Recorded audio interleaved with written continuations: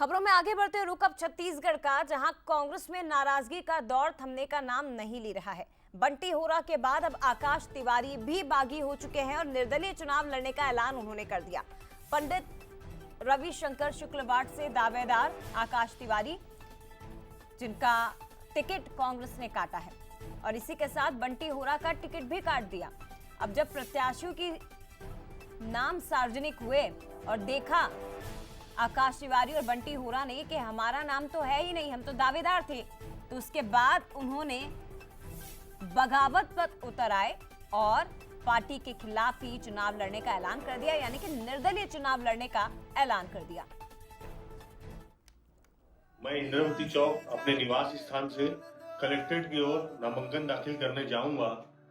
5 साल में मैंने जो आपकी सेवा की है और जो काम किया है, यदि आप उससे सहमत हैं और मुझको आशीर्वाद देने, आप सब व्यक्तिगत रूप से मेरे साथ मौजूद रहें और आपका आशीर्वाद सदैव मेरे साथ बना रहे, इसी कामना के साथ आप सबको निमंत्रण दे रहा हूं कि अधिक से अधिक संख्या में इंद्रावती चौक में पहुंचे और मेरे साथ नामांकन में प्रत्यक्ष रूप से शामिल हो। धन्यवाद। शिखर देवांगन हमारे साथ फोन लाइन पर जुड़ गए हैं। शिखर, आकाश तिवारी, बंटी होरा और इसी के साथ पूनम, कई नाम हैं ऐसे।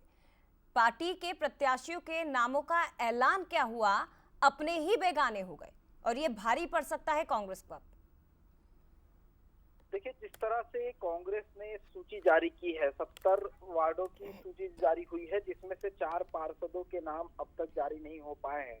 इसके अलावा अगर बात की जाए तो तमाम जो पार्षदों की सूची जारी हुई है, उसमें कई जो सिटिंग पार्षद हैं उनके टिकट काट दिए गए हैं। करीब 32 जो पार्षद हैं उनके टिकट कटे हैं।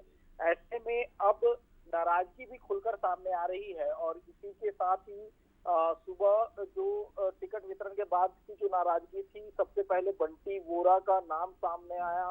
वो निर्दलीय जो है नामांकन दाखिल करने की बात कहते हुए नजर आए, पार्टी से इस्तीफा दे दिया। उसके साथ ही अब आकाश तिवारी का एक वीडियो सामने आया है, उन्होंने भी निर्दलीय जो चुनाव लड़ने की हुंकार है वो भर दी है।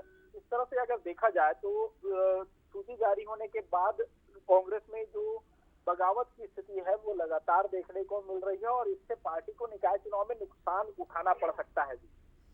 बिल्कुल, पर कैसे संभालेगी कांग्रेस पार्टी से, ये भी देखने वाली बात है। फिलहाल शुक्रिया आपका जानकारी के लिए।